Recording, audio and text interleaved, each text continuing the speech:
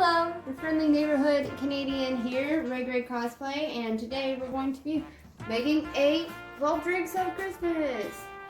This is going to be a Christmas eggnog because nothing says Christmas like a cold glass of milk and eggs. What you're gonna need for this eggnog, I'm going Christmassy with it and using mint Kahlua, vodka, and rum.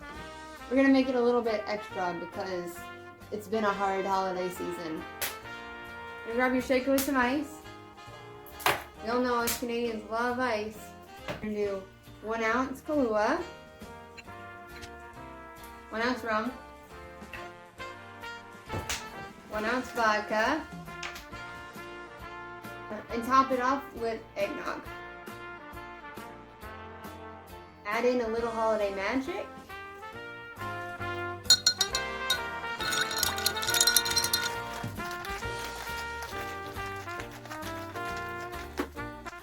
And pour. Minty green eggnog. Give your eggnog a little extra this holiday. Ooh, that's really good. That mint Kahlua is delicious. Man. Toasted by the fireplace. It is rather cold here in Canada. Do I look like that dude from Rudolph the Prospector?